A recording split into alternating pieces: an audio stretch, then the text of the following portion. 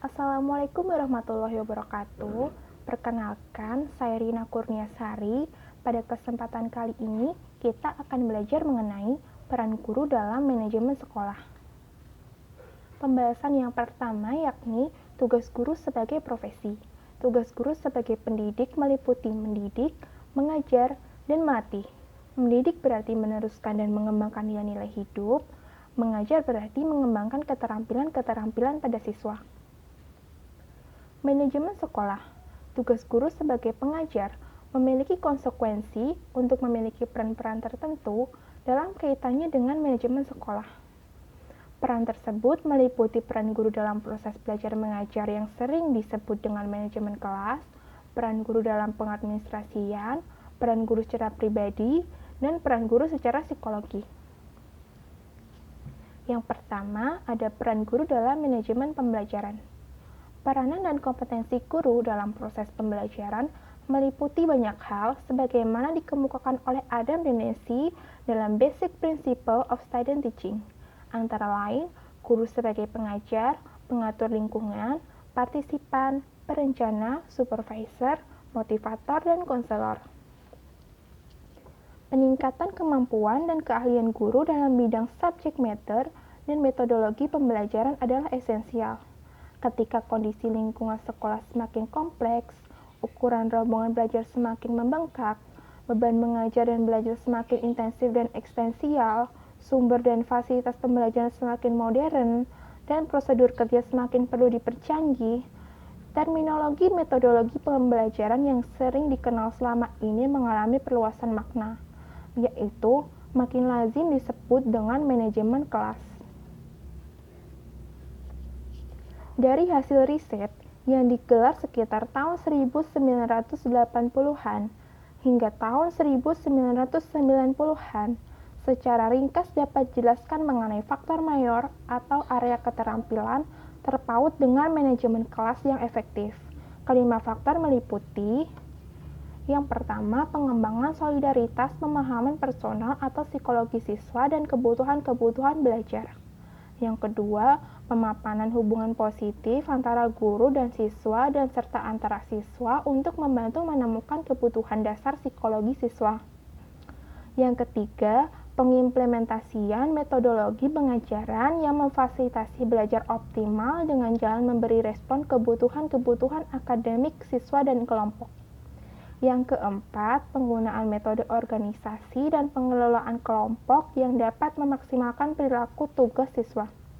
Yang kelima, penggunaan metode-metode konseling dan penataan perilaku yang diperluas untuk membantu siswa yang tidak tepat dalam menjawab soal-soal ujian atau mengalami misperilaku. Tentu tidak mudah bagi guru untuk mengimplementasikan berbagai tuntutan itu dengan metode yang benar-benar mengakar. Sangat mungkin mereka akan mengimplementasikan rekomendasi itu secara selektif, dengan memperhatikan kondisi real gaya mengajarnya, tujuan belajar, kebutuhan siswa, dan aneka variabel kontekstual lainnya. Meskipun demikian, ada beberapa hal yang perlu dipahami seseorang guru kalau dia ingin tampil efektif. Dalam kaitan ini, ia harus dirangsang dan terutama merangsang diri untuk memahami variabel kontekstual yang diduga berpengaruh terhadap efektivitas perbuatan mengajar seperti tujuan pengajaran, usia anak, masalah gender, tingkat sosial ekonomi, budaya, dan kapasitas kognitifnya. Seperti yang dikemukakan oleh Everson tahun 1976. Pengajaran yang efektif menuntut kemampuan guru untuk mengimplementasikan sederetan dimensi yang dari diagnostik pengajaran, manajerial, keterampilan terapi, merajut perilaku pada konteks dan kondisi khusus, hingga kebutuhan spesifik menurut momennya. Kinerja manajemen kelas yang efektif antara lain tercermin dalam bentuk keberhasilan guru dalam mengkreasi lingkungan belajar secara positif, untuk memahami dan menjadikan efektif dalam melibatkan diri pada proses pengelolaan kelas dan proses pembelajaran. Hasil penelitian yang relatif kontemporer Mengenai manajemen kelas, merekomendasikan beberapa metode inovatif atau orientasi baru yang menjadi fokus kerja manajemen kelas. Beberapa di antaranya meliputi yang pertama, perhatian yang lebih besar pada aspek pendidikan multikultural dan isu-isu gender. Yang kedua, pengembangan fokus ke arah pencerahan kebutuhan siswa, gaya belajar, kultur pembelajaran, dan metode pengelolaan perilaku yang digunakan di kelas. Yang ketiga, pengembangan fokus ke arah keterlibatan siswa secara aktif dalam memahami dan mengambil tanggung jawab bagi lingkungan belajarnya dan untuk mendemonstrasikan perilaku positif. Yang keempat, pengembangan studi kasus mengenai bagaimana menciptakan sosok manajemen kelas yang efektif atau bagaimana menimba pengalaman dari kinerja yang baik dan pernah ditampilkan.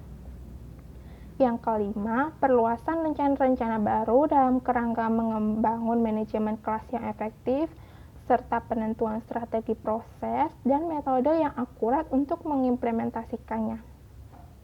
Yang keenam, gagasan baru mengenai cara guru bekerja untuk memecahkan masalah-masalah keperilakuan khusus yang dialami oleh siswa dalam keseluruhan mainstream kehidupan untuk dimanipulasi menjadi potensi kondusif di dalam dan di lingkungan.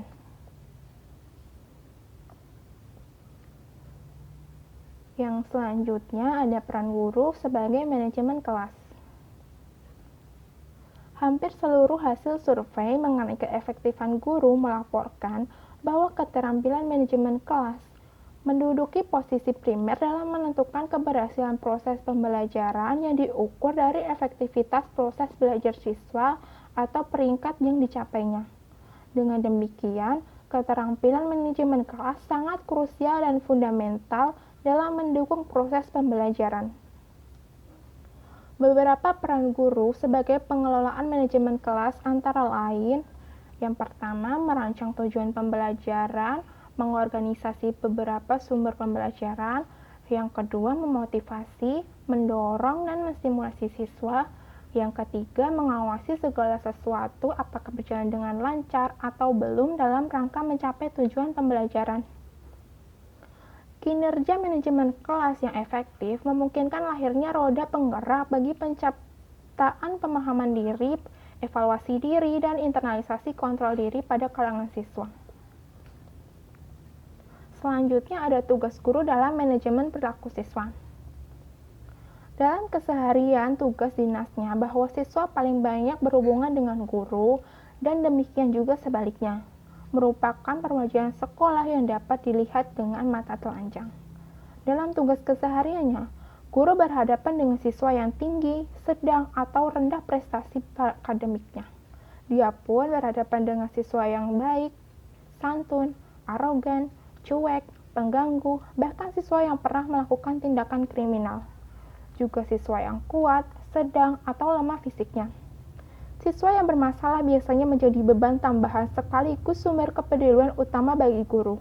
Bahkan siswa yang bermasalah ini makin menjadi pusat perhatian para guru, administrator, orang tua, bahkan publik. Guru sering merasa jengkel melihat anak didiknya tampil jauh dari norma-norma keterpelajaran. Memang betapapun kuat kemauan guru untuk memintarkan dan memanusiakan anak ketika ia berada di sekolah. Hal itu akan menghasilkan produk yang sia-sia manakala ia di rumah dan di masyarakat, mereka justru terkondisi dengan perilaku destruktif atau perilaku menyimpang. Akan tetapi, kondisi anak seperti itu akan menjadi peluang bagi guru untuk mengelola kelasnya secara efektif bagi penciptaan faktor yang mempengaruhi motivasi, prestasi, dan perilaku siswa.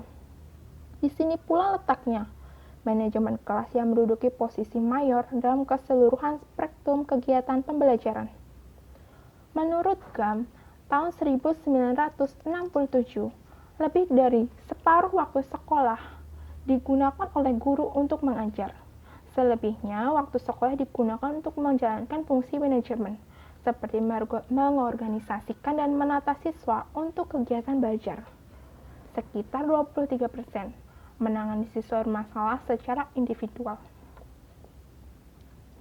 Lalu, mengapa siswa cenderung berperilaku buruk? Ada banyak faktor yang menyebabkan, antara lain faktor faktor sosial, ekonomi, kultural, agama, jenis kebiasaan hidup, dan lain-lain. Selain itu ada faktor sekolah sendiri. Tidak semua sekolah dapat kondusif bagi pelaksanaan kegiatan pembelajaran. Misalnya sekolah yang terlalu dekat dengan tempat keramaian, bangunan yang sudah tua, ruang kelas yang mengundang gerah, disiplin guru tidak memadai, manajemen sekolah yang buruk, serta terlalu banyak pungutan. Ini berarti ada tantangan serius bagi sekolah untuk menciptakan iklim yang kondusif. Di antaranya, yang pertama, memperkuat kinerja dan misi akademik sekolah. Yang kedua, menetapkan tata aturan dan prosedur disiplin yang jelas dan standar, serta mengikat semua anak didik. Yang ketiga, melembagakan dan memberi keteladanan mengenai norma-norma etik yang menjadi pemandu hubungan antar subjek di lingkungan sekolah.